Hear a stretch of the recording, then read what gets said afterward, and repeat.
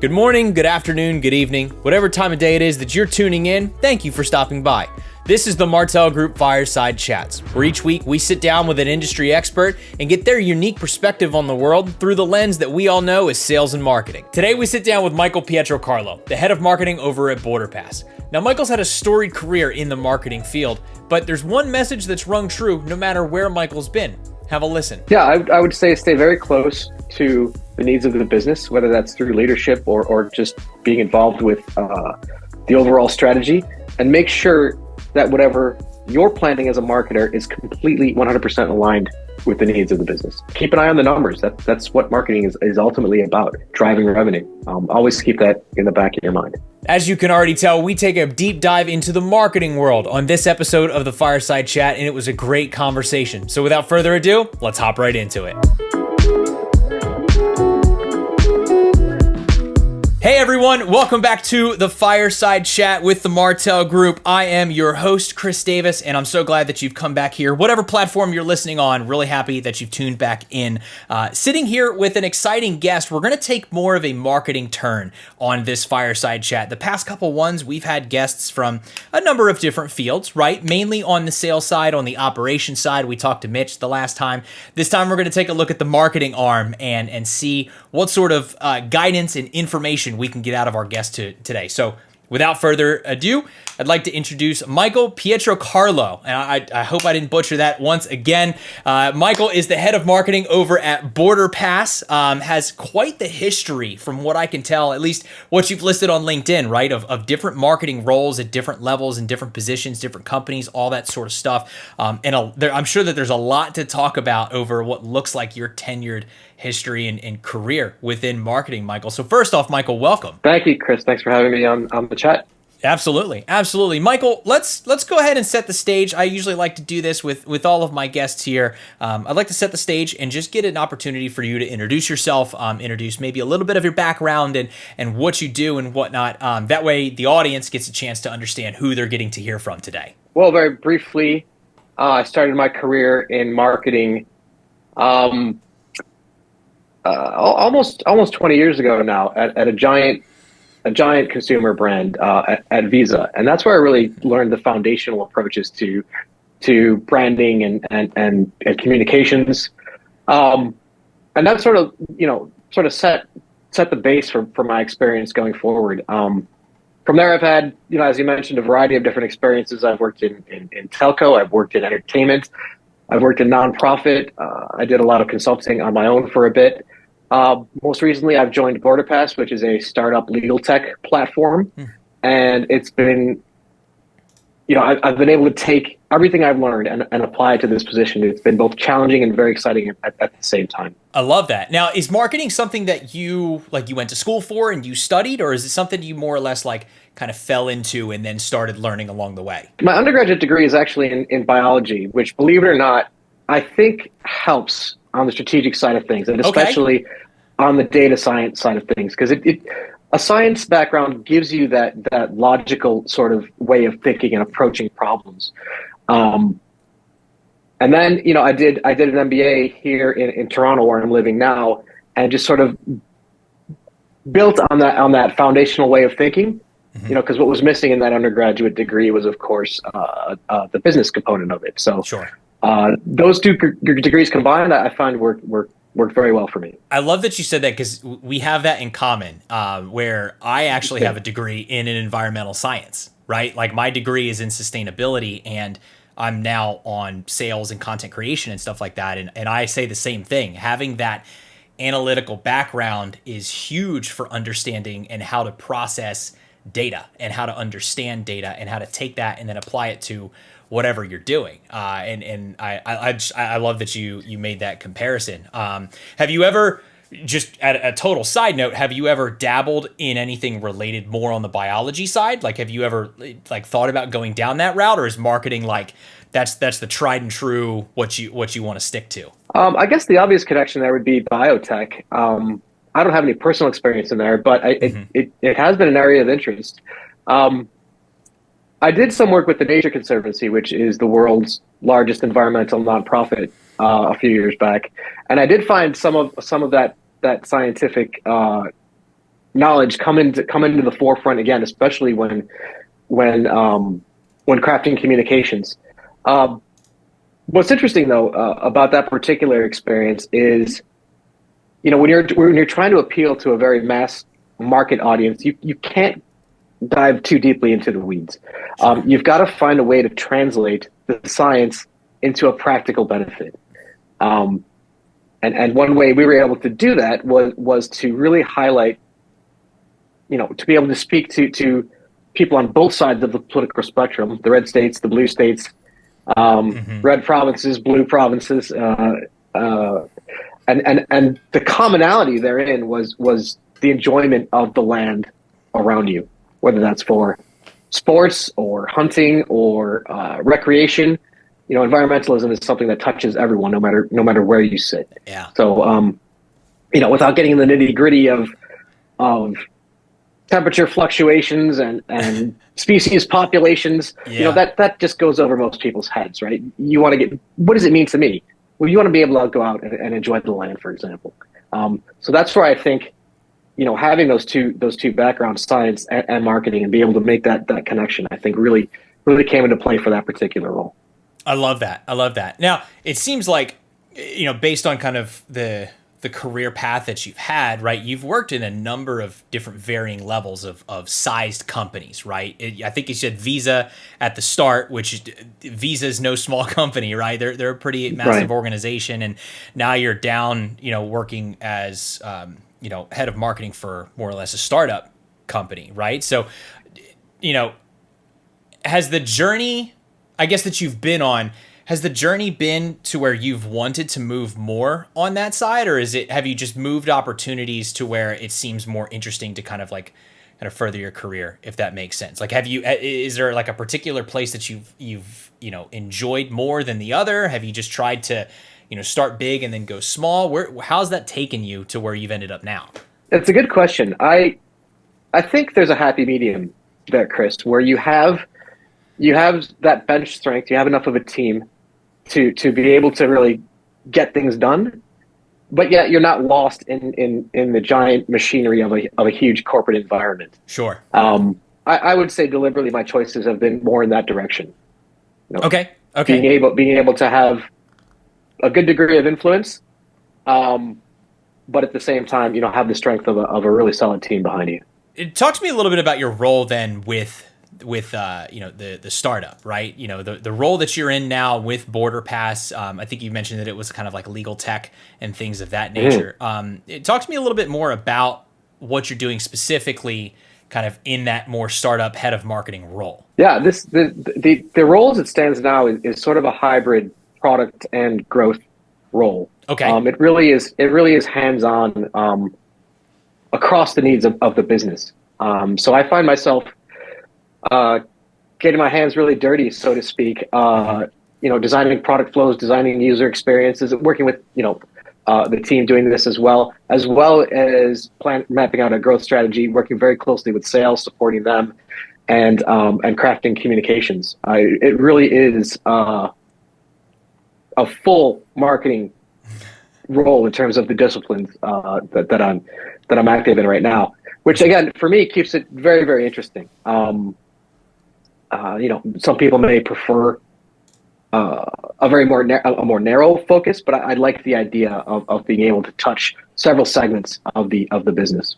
Personally, for me, I enjoy positions that are like that kind of have a little bit more of a hand in each part of the process, because, there's a little bit more at stake, so to speak, right? Because, the team is a little bit smaller. Everyone's kind of bought into the idea of growing and the growth plan, growing the organization, whatever that happens to be. Kind of going down that path, I personally enjoy those types of positions. Do you have any sort of like specific, I guess, portion of that position that you enjoy the most, right?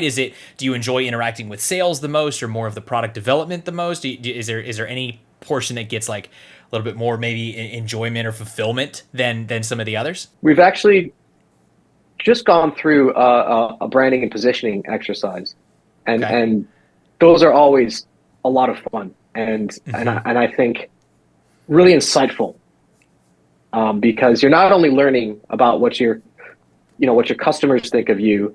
You're doing that external research, but you're also at the same time, planning the overall strategy of the business and how you want it to be viewed, how you want to position it, how you want it to be seen and felt, that emotional connection you want to create. I really enjoy whenever I can get my hands on a branding and positioning project. I really enjoy those. I made this comparison on the last podcast that we had. I view positions like that as from an engineering type standpoint, in a way, where it's like, yeah, I like that. You get an opportunity. I guess the exact reference that I made was to Legos, because I'm a huge nerd, and I'll just admit that again. But it's like having a whole bunch of Legos in front of you with a blank slate, no instructions, right? You can kind of build what you want. Obviously, that fits within the framework of the company, but being able to build something from the ground up, or start an idea, and then, from what it sounds like from your position, carry that idea to every segment of the company and help kind of thread the needle in a way to say, okay, I'm going to own this process from start to finish and bring everyone on board as it's necessary to kind of have the final product, the final outcome, whatever that happens to be, right? Using your Lego analogy, it's if you're building a Lego city, this is kind of like the town hall, if you will. Mm-hmm.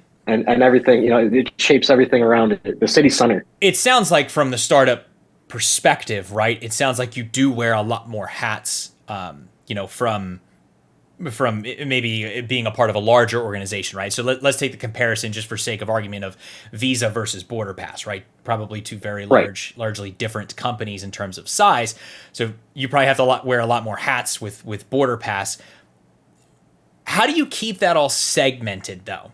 What's your process, or what's your daily, the things that you go through to make sure that you're able to kind of interchange all of those hats evenly, or you're able to give the right amount of attention to each one, making sure that you're not necessarily like dropping the ball, so to speak? Do you have kind of like a methodology on how you do that? Well, just a distinction first. I don't think you want to necessarily segment them or separate them, because they are all part of this same discipline of marketing, right? Mm-hmm. When you are designing a customer experience, that is a part of marketing. Marketing is not just communications and branding. It's the customer experience overall as well. Thinking about them from a holistic point of view, I think is very important. But in terms of day-to-day management of these tasks, it really goes back to prioritizing based around whatever the business needs are. Mm-hmm. For example, if you need to launch a product, and that product is part of your growth strategy, then that's where the priority will be for that particular day, week, day part, whatever. Get the product out.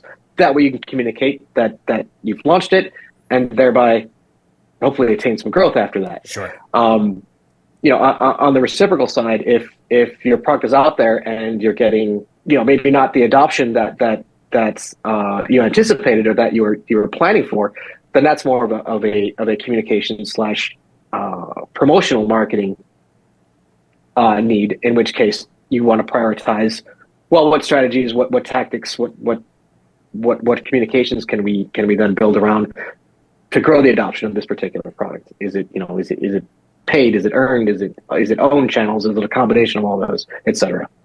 Gotcha. So I a long-winded answer to say it depends on the priorities of the business and the most immediate ones. And in a startup, those can fluctuate very, very quickly versus a large corporation, which tends to have sort of longer roadmaps, so to speak. Mm-hmm. So you don't have to maybe bounce back and forth as often. Alongside of longer roadmaps is also kind of like more people to help put their hands in the pot, right? So, from your perspective, if it's a smaller team and each person is, working on multiple things, as opposed to a large team where each person maybe has one thing, right? There's kind of varying differences on what the priorities need to be and who can handle what. But I think, you made the right point where it boils down to whatever the current needs are and how quickly those can change and within probably a really fast-paced environment that most startups probably are. And I think during those pivots that you illustrated, it's important not to get too attached to your work necessarily, because it's a good point. You could go down a certain path, for example, developing something that you ultimately decide, this isn't going to work. Things have shifted. The market has shifted. Consumer demand has shifted. and it's okay to scrap those. There's always something that you can learn from that. It's almost never a waste. That's a really good point that you just made there, to not get lost in it and to understand that, like, the analogy that comes into my head is kind of like digging a tunnel, right? You can dig a tunnel to a certain point and then realize you need to come back and start somewhere else. But it's not that you just have to like abandon everything that you were just working on and it will never see the light of day, right? You can come back to that because each of those paths that you're digging in this instance, right, are all towards achieving the same goal, which is, you know, the combined goal of whatever the team has. With a lot of the skills that you've had, you kind of mentioned at the beginning of that last question, right, that there are many different just kind of angles to marketing, right? There's many things that make up what marketing is in a very, you know, kind of general sense here. And I'm sure that you've kind of touched each of those pieces along your career. Talk to me about the journey of you know, the things that you've learned, or maybe the things that have been most transferable over your career. Like the one, and maybe a couple skills that you've had where you're like, okay, this has been a repetitive process in your success or your growth throughout your career that have to do with, you know, kind of being in the marketing field. Yeah, going back to, you know, the topic of branding and positioning, those are fundamental elements that really underpin, I think, the success of any business. So that those two disciplines are certainly very transferable. I think that understanding and having the skills to develop a positioning strategy is critical for any marketer, fundamentally, because from there, that determines how your brand looks, feels, acts, talks, and is seen and is felt. Probably the most component of that is, you know, as I mentioned before, is the way that people feel when they interact with your brand, with your company, with your experience. So definitely, you know, a critical and very transferable skill to have. Communications, again, being able to understand your audience and adapt your communication style and, you know, your writing style, your visual style. You know, even when you think about UX, for example, that's, you know, when you boil it down to its essential, it's a visual communication. You want to sort of influence the behavior of someone through visual cues versus linguistic cues. So again, having a strong foundation for communications, whether they're written or visual, you know, being able to speak both of those languages, I think is again a critical skill set and very, very transferable. And you know, it might not come easy to all marketers, but this is where it's important to have a strong team that can sort of complement you where maybe your skills aren't as strong. That's okay. You know, and I would say marketing technology certainly has come a long way since I started my career. Having at least the fundamental knowledge of how MarTech works.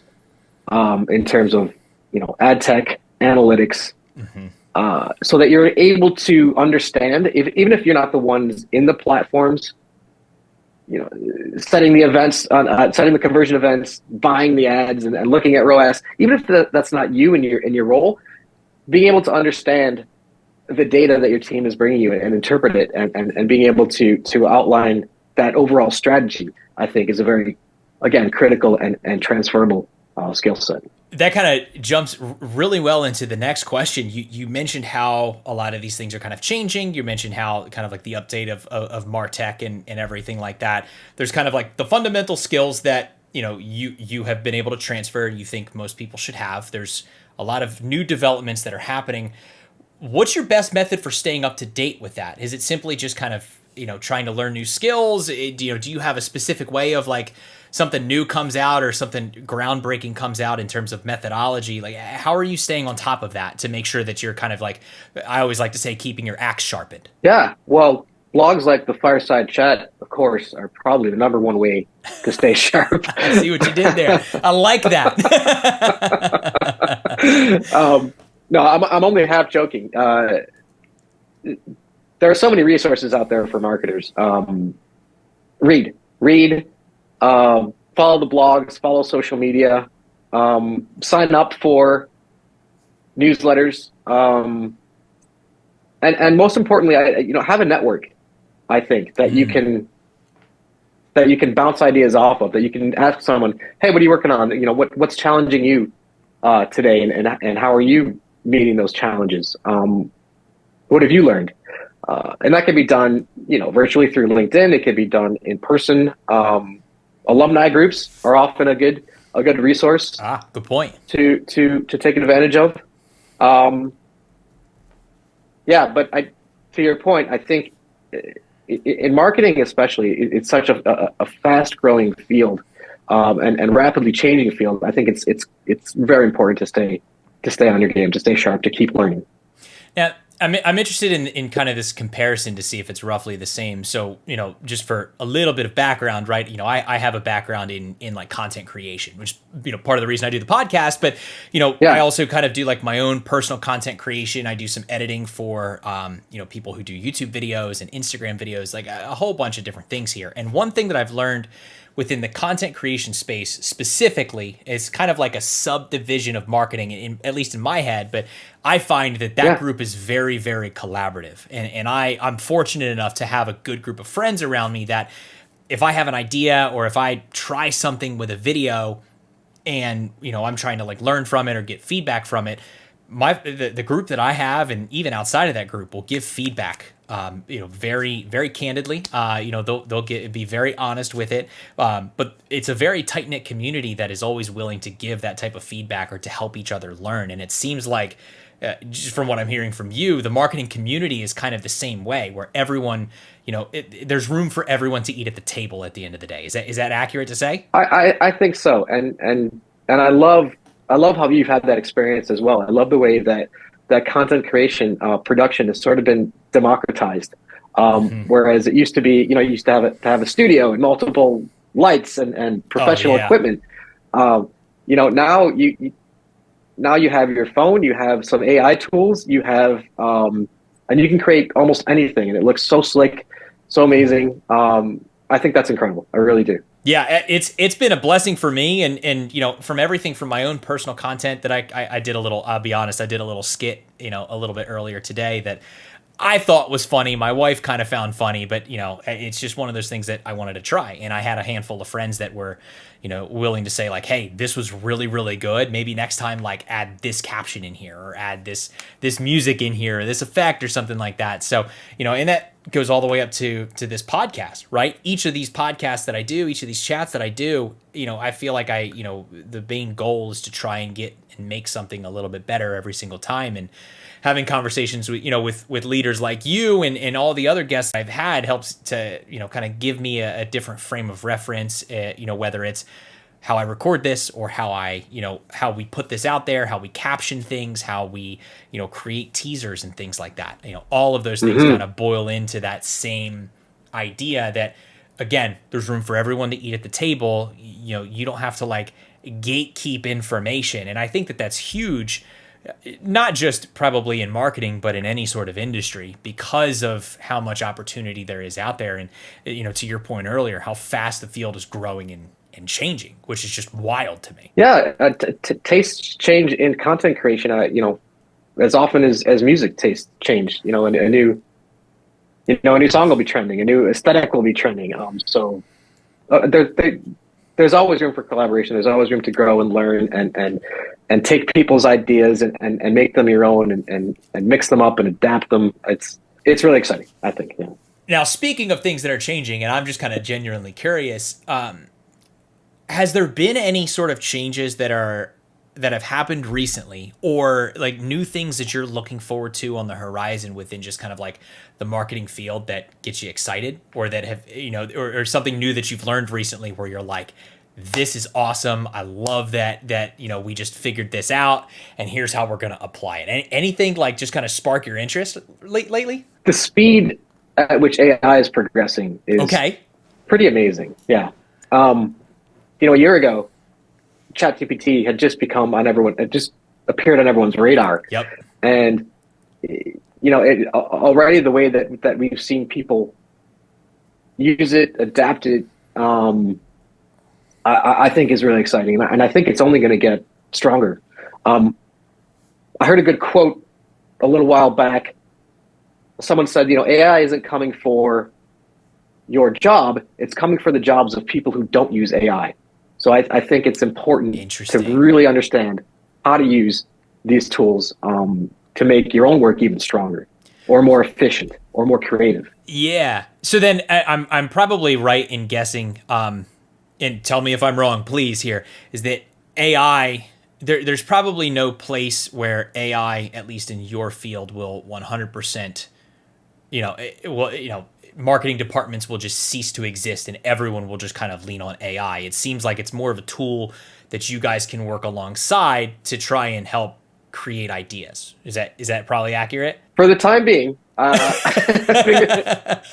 fingers crossed. If we ever reach the point of AGI, then I think we're all in a bit of trouble. But Sure. I think we're some ways off. So yeah, I think you're always going to need the human component to guide the machines. And that's exactly kind of what we find on the sales side, right? And even a little bit of the marketing side, at least here at Martell and even some other places that I'm involved with, is that AI is a good tool to use, but it is never like the end thing, right? It's, if we're creating copy for some of our clients, right, we're not just going to ask AI to write the copy and then say, look what we made, because there's no human element there. And It's probably the same for you guys, where you can have it create maybe a design or a graphic or give you a good baseline for, any sort of communication, but you probably still have to go in there, fine tune some of that stuff so that it actually sounds like it came from Michael and not, ChatGPT, the robot, at the end of the day.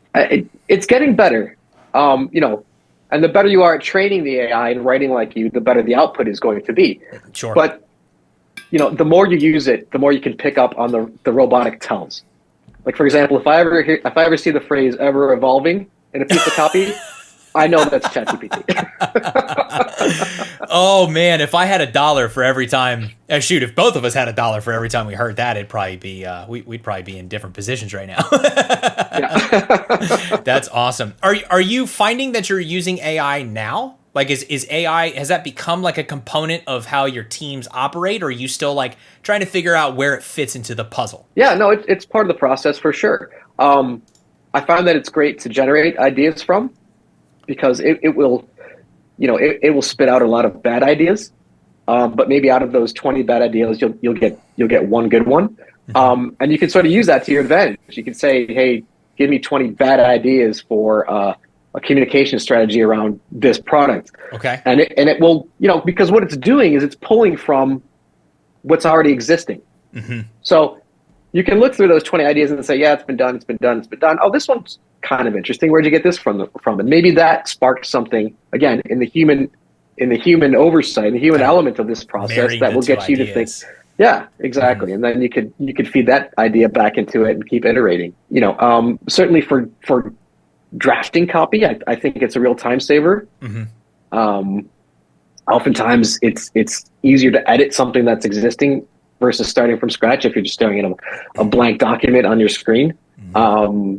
So I will often give AI the first crack at something and then go back and say, okay, all right, you've kind of got the points here. Now I can take over and save a lot of time just editing as opposed to creating in certain circumstances. Mm-hmm. And even visually, when creating mock-ups or mood boards, going into Midjourney and saying, hey, spit me out an image for this, this, and this, it can give you a lot of ideas on where to start from. Is there any type of concern when using AI? Now, obviously, we joked about, AGI taking over jobs, and hopefully, at least not in our lifetimes or anyone's lifetimes at that rate, because the human element touch is always just so unique. But is there any type of concern where AI, will kind of put you down like the wrong path? Whether it happens to be like a copyright style path or, just kind of, I'm trying to think of like, different examples that I've heard of in the past here. The main one is the visual component. And that's kind of where I'm drawing a little bit of this concern from is, there's a lot of concern where AI will just simply recreate things that are already done. And there's no, there's no genuine intent behind what AI is creating, especially if they copy what somebody else has already done. So do you share any of those concerns? Are there any other concerns that you have behind using the AI besides it being, like a non-human touched type process? I think we're just starting to scratch the surface on some of these issues. You know, OpenAI is being sued by the New York Times for training its model on news content without permission. You know, I don't know what the result of that argument is going to be, but I think it's an interesting one. You know, I've heard stories of visual artists' work being co-opted by AI. Yeah. And I think it's, you know, if you do something with the intent of paying homage to an artist, that's one thing.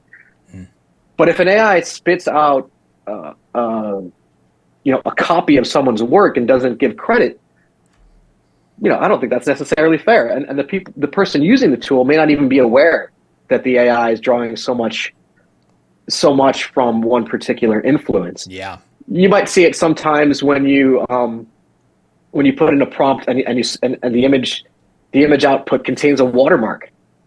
So you know that came from somewhere. You know, I think you have to be very conscious of those things. So you know, maybe a first step in that direction is giving credit, saying, you know, this image was generated in part with AI, which, you know, is trained on various models, which, you know, may or may not inadvertently use the work of other people. I don't know, but yeah, there's certainly some concerns with credit and with training models. And the other one I think is bias. You know, AI is susceptible to what it learns on, and what it learns on is human output that a lot of it contains a lot of bias. So, sure. You know, when you're communicating or drafting communications, I think you have to be very aware of that potential for bias, and not necessarily take the AI output as something that's been vetted or even given a lot of thought. Yeah, I think the other very interesting portion that I've seen a little bit more recently is where AI can learn pitch and tone.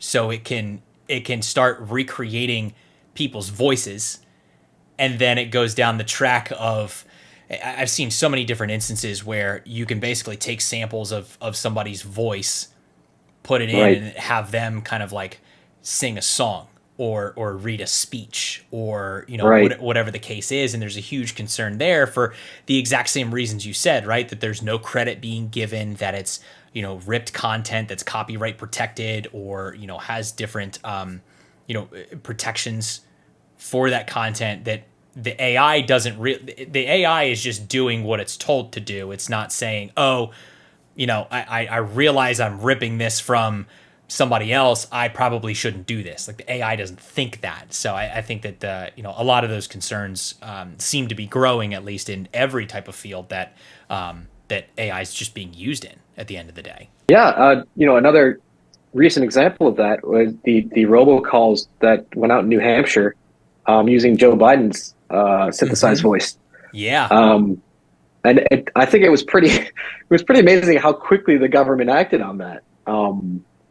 You know, putting forth a law to ban AI from robocalling. So I guess if there's a silver lining, at least we can get government to act quickly around some of these concerns. Hey, I'll take all the silver linings we can get, right? Michael, I know we're coming up on the end of time here, and I want to be respectful of that. I could probably sit here all day and chat just kind of about this field, because it's not something that I'm directly involved in, right? You know, I don't hold like a marketing degree or a marketing title or anything like that, but I find it very interesting because there's so many different instances, and this is, you know, exactly to your position that you have right now, right? There's so many instances where marketing is intertwined with any type of department within a company or within an organization. And I love, you know, just the different intricacies of a marketing style position and what it does to touch each department and how it interacts with each department. So like I said, I could sit here and talk all day, but I don't want to talk your ear off, and I don't want to make this too long of a podcast, you know, to have people tune out. So I want to kind of end some things off and give you the floor a little bit. You know, I always like to ask, you know, if you were approached by somebody who is looking to either follow your same path or try to, work on getting into a position that's similar to yours, right? Let's say you've got somebody who is either starting up an organization or they're a part of a startup organization and they're taking on a marketing role. What sort of tips and advice would you give those people to help them out within their career growth and in their career journey? Yeah, I would say stay very close to the needs of the business, whether that's through leadership or just being involved with the overall strategy, and make sure that whatever you're planning as a marketer is completely 100% aligned with the needs of the business. We talked about learning, keep learning, learn from external sources, learn from your team, lean on your team, and work on those fundamentals. Like you said, marketing is a critical component of every business. It's strategy, it's growth, of course, it's communications. Develop the fundamentals in each of those areas. Keep an eye on the numbers. That's what marketing is ultimately about. Driving revenue. Always keep that in the back of your mind. I love it. I think it's a great way to kind of sign some things off here and kind of wrap some things up. So, Michael, thank you very much for hopping on today. I really, really appreciate it. I think there's a lot of stuff that even I learned, just getting a chance to chat with you, and I'm sure that the audience out there will get a chance to learn as well. And, maybe here in a number of months, we can do a little bit of like a reunion tour and see if there's any new updates in the marketing field, right? Maybe see if we've gone down the AI path a little bit more and, make sure our jobs are secure, obviously. But see how things are going. So I'd love to kind of get some updates from you in the future. But for now, thank you very much for joining us today. I really appreciate it, and we'll look forward to talking to you soon. That's great, Chris. Really appreciate your time, and thanks again for having me on. Shout out once again to Michael for spending some time with us for this fireside chat. I really enjoyed getting to hear Michael's insight as a marketer and what that means not only within a single organization, but the different sized organizations he's been a part of over his career. If you have a favorite part that you enjoyed, feel free to leave a comment down below and let us know on your thoughts on this chat with Michael. Be sure to like the video, consider hitting the subscribe button, and turn on those notifications so you can be alerted when future chats go live on our channel. Thanks for listening, and as always, happy hunting.